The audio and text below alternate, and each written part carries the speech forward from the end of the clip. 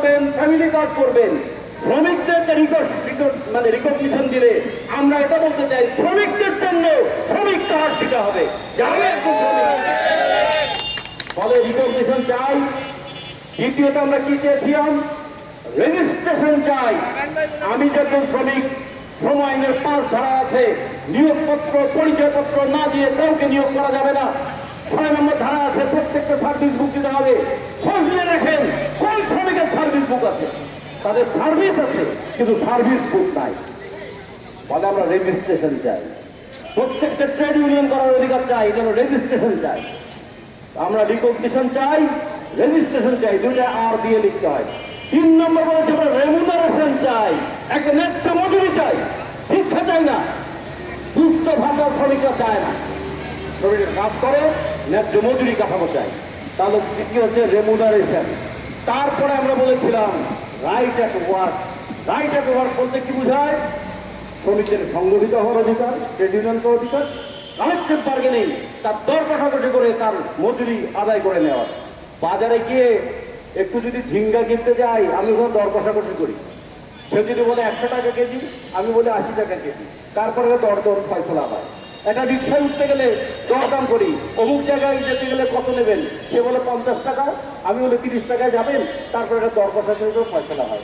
জীবনের প্রত্যেকটা ক্ষেত্রে দর কষাকষি করি। এমনকি বাপ মায়ের সঙ্গে ছেলেমেয়েরা দর কষাকষি করে। কি করে? যে আমার এ বাড়িতে আমার পূজা এটা দিতেই হবে। বাপ বলে না আমি এটা দিতে পারবো না, মা বলে সংসারের অভাব এটা দিতে পারবো না। তখন দর কষাকষি করে একটা ফয়সলা করে।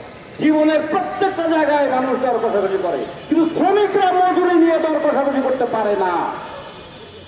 আমরা যে শ্রমিকদের এই মজুরি নিয়ে দর কষাকষির অধিকার দিতে হবে।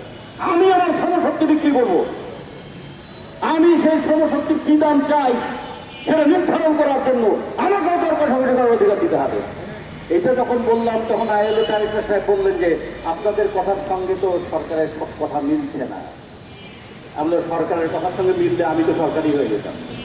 আমরা শ্রমিকদের পক্ষ থেকে বলেছি এই 4R, recognition, registration, remuneration and right at work, এই 4টা নিশ্চিত না হলে যত কথার ফুলছড়ি ছড়ানো হোক না কেন, বাংলাদেশের শ্রমিকদের অধিকার নিশ্চিত হবে না। এটা আমরা বলে আসছি। পাশাপাশি আবার এইটাও আমরা বলতে চাই, একজন শ্রমিক কর্মক্ষেত্রে আহত হলে, কর্মক্ষেত্রে নিহত হলে দোষটা কার? শ্রমিকটাই ঠিক মতো কাজ করে না। উপর থেকে একটা জিনিস পরে মরে গেলে আপনি দেখে হাঁটেন নেই কেন? সমস্ত দোষ যে মরবে, যে আহত হবে তা। আইএলওর একটা কনভেনশন আছে, কনভেনশন 121। বাংলাদেশকে আমরা বলেছি ওই কনভেনশন অনুযায়ী কর্মক্ষেত্রে প্রত্যেকটা শ্রমিকের নিহত হলে তার পরিবার বর্গকে ক্ষতিপূরণ, আহত হলে যতদিন সে বেঁচে থাকবে ততদিন তার ক্ষতিপূরণের ব্যবস্থা করতে হবে। সেটা নিয়ে একটা পাইলট প্রকল্প চলছে, যেটার নাম হচ্ছে এমপ্লয়মেন্ট ইনজুরি স্কিম। আমরা এমপ্লয়মেন্ট ইনজুরি স্কিম শুধুমাত্র গার্মেন্টসে চালু আছে, এখন আমরা বলেছি এটা সমস্ত ক্ষেত্রে এটা চালু করতে হবে। আমরা এমনি করে দাবিগুলো নিয়ে শ্রমিকদেরকে সংগঠিত করতে চাই।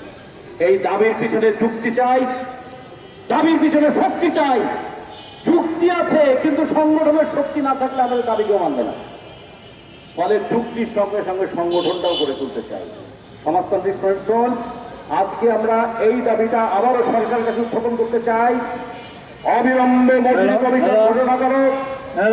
2 নম্বর হচ্ছে প্রত্যেকটা ক্ষেত্রে শ্রমিকদের জন্য কর্মক্ষেত্রে নিরাপত্তা স্কিম চালু করো। আমরা বলেছি শ্রমিকদের জন্য রেশন, আবাসন, পেনশন তার ব্যবস্থা করো। আমরা বলেছি শ্রমিকরা কর্মক্ষেত্রে এসেছে কাজ করতে, তাদের কাজের সুষ্ঠু পরিবেশ সেটা নিশ্চিত করো। কাজের পরিবেশ চাই, কাজ করতে চাই, কাজ করে ন্যায্য মজুরি পেতে চাই। আমাদের চাওয়াটা পরিষ্কার। আর একটা কথা বলি, ওই যে বাজেট হয়েছে 9,38,000 কোটি টাকা, এই বাজেটের মধ্যে 6,95,000 কোটি টাকা সরকার সংগ্রহ করবে ট্যাক্স, কর, রাজস্ব থেকে। সেইখানে শ্রমিকরা কত দেয়? বাজেটে শ্রমিকদের জন্য কি বরাদ্দ আছে এটা আমরা দেখতে চেয়েছিলাম। একটা শ্রমিক, রিক্সা শ্রমিক 500 টাকা রোজগার করলে 75 টাকা প্রতিদিন সরকারকে ভ্যাট দেয়।